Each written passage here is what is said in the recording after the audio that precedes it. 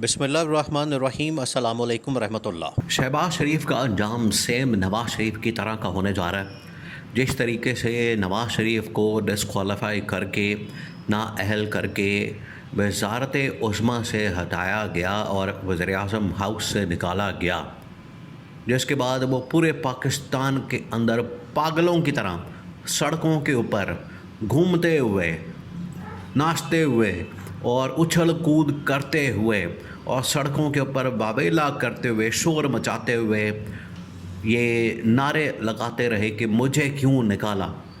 Same वही मुक़द्दर अब शहबाज शरीफ का होने जा रहा है।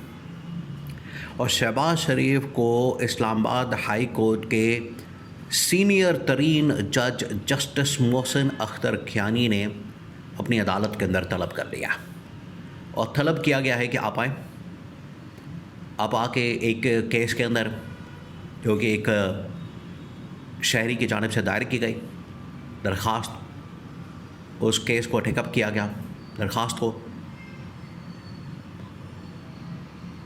उस केस के अंदर गवर्नमेंट को बाकायदा तौर पर एक पार्टी बनाया गया, फरीक बनाया गया, और ये तकरीबन कोई पिछले 4-5 महीने से केस चल रहा है। गवर्नमेंट को बार बार कहने पर, आप ज़रा इमेजिन करें, यही डाइकॉटमी ऑफ पावर या जो डिवीज़न ऑफ पावर है उसका असूल है कि आपने गवर्नमेंट को अलग रखना है, अदलिया को अलग रखना है, अदलिया को आज़ाद रखना, ताकि अगर किसी मौके पर स्टेज पर गवर्नमेंट के साथ क्लैश पड़ जाता है किसी भी आम आदमी का, तो गवर्नमेंट उसे इन्फ्लुएंस ना कर सके, गवर्नमेंट किसी किस्म का दबाव या प्रेशराइज अदालत के ऊपर ना कर सके, वो आज़ादी के साथ, इंडिपेंडेंस के साथ अपना फ़ैसला दे सके।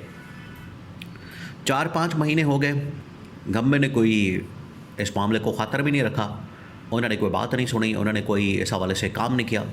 आखिरकार जस्टिस मोहसिन अख्तर ख्यानी ने शहबाज शरीफ को तलब कर लिया कि शहबाज शरीफ फ़ौरी आकर यहाँ पर वजाहत दें, यहाँ पर आके बताएं कि आपने किस वजह से ये नाइंसाफ़ी की है और एक डिपार्टमेंट के अंदर, एक अदारे के अंदर किस तरह से एक शख्स की तैनाती को रोक दिया है।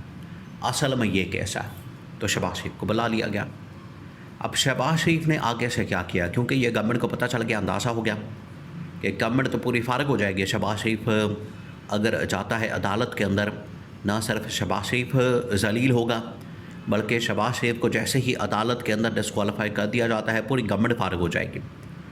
तो इन्होंने पहले ही, अब ये 27वीं तरमीम का आपको मतलब समझ आना चाहिए। अब आपको मतलब समझ आया होगा कि किस तरीके से इन्होंने 27वीं तरमीम करके अदलिया मीडिया की आज़ादी को मुकम्मल तौर पर ख़त्म किया। आज इन्होंने वही जज, जिस जज ने इस्लामाबाद हाई कोर्ट में केस की समाअत करते हुए शहबाज शरीफ को बुलाया कि आप आएँ, और इनको पता चल गया था कि वहाँ से डिस्क्वालिफिकेशन हो सकती है, इन्होंने पकड़ के उस जज को ही ट्रांसफ़र कर दिया। उस जज की ट्रांसफ़र किसी और सूबे के अंदर कर दी, उनको लाहौर के अंदर, पंजाब के अंदर मुंतकिल कर दिया गया, लाहौर हाई कोर्ट में, और इस तरह से इस मामले को दबाया गया। अगर ये मामला दबाया ना जाता, अगर ये 27वीं तरमीम ना होती, अगर ये अदलिया आज़ाद होती, आज अदलिया, देखिए ये जो असल में अदलिया की इस कदर धज्जियाँ उड़ाई जाती हैं, इस कदर तौहीन की जाती है, इस कदर इसको साथ बुरा सलूक किया जाता है, ये पौधा असल में लगाया हुआ है जस्टिस काजी फ़ाइज़ ईसा ने। वो पाकिस्तान की तारीख़ का, जुडिशल तारीख़ का इतना घटिया तरीन किरदार, इतना घटिया तरीन शख्स, जिसने पकड़ के पाकिस्तान की अदलिया के धज्जियाँ उड़ा दी। और आज पाकिस्तान की अदलिया की हालत यह है कि वो एक पटवार खाने के अंदर बदल चुकी है। पटवार खाने के अंदर, आप इसे एग्री करें या ना करें, पटवार खाना बन चुका है। गवर्नमेंट के अंदर भी और बाहर भी तमाम लोग इस बात से एग्री करते हैं कि यह पटवार खाना बना दिया गया है, और जब इनका दिल चाहता है, मर्जी होती है, ये किसी भी जज को पकड़ के ट्रांसफ़र कर देते हैं, उसको इधर उधर कर देते हैं कि इनके ख़िलाफ़ कहीं फ़ैसला ना आ जाए। ये जो बुलाया गया, ये जो नोटिस दिया गया, ये जो शहबाज शरीफ को कॉल किया गया, ये शहबाज शरीफ की नाअहली का कन्फर्म केस था, बिल्कुल कन्फर्म।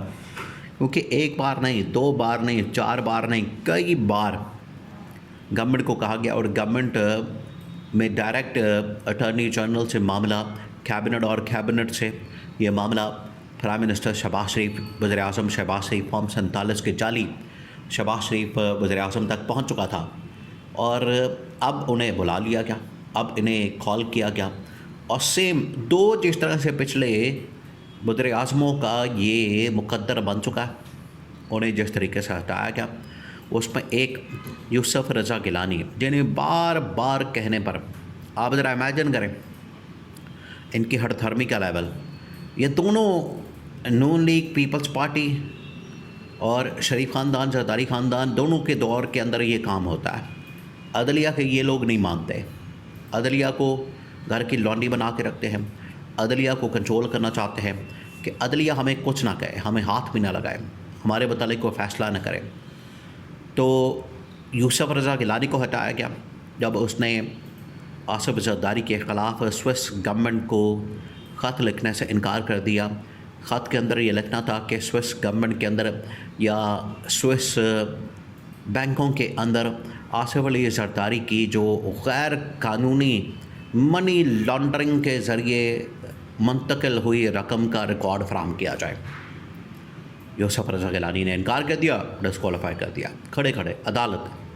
बिल्कुल इसी तरीके से जब नवाज शरीफ की बारी आई, नवाज शरीफ से कहा गया कि आप ये लंदन के फ्लैट्स, जायदादें, प्रॉपर्टीज़, इनका रिकॉर्ड लाएं।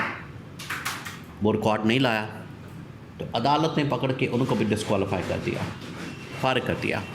ये थे वो दो अहम तरीन मुकदमात और दो अहम तरीन शख्सियात जिनको बाकायदा अदालत ने डिस्क्वालीफाई किया। अब नंबर लग गया था शहबाज शरीफ का, बारी आ गई थी शहबाज शरीफ की, क्योंकि शहबाज शरीफ भी उसी रास्ते पर, दिमाग तो इनका भी ख़राब है, वही पैटर्न है शरीफ ख़ानदान के अंदर कि हमने अदालत की नहीं माननी, ना सुननी है, ना अमल दरामद करना है।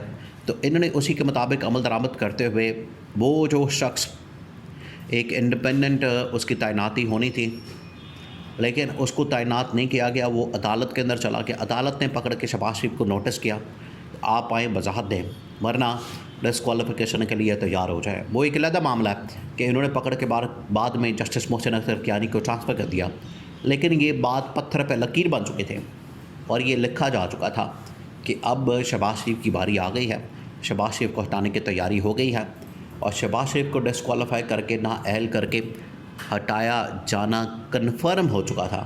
ये तो इन्होंने ऐन मौके पर जज को ट्रांसफ़र कर दिया, जो इनके पास 27वें तरमीम के बाद इख्तियार है। अगर ये ट्रांसफ़र ना करते तो शहबाज शरीफ की डिस्क्वालिफिकेशन नाअहली कन्फर्म थी, दीवार पे लिखी हुई थी।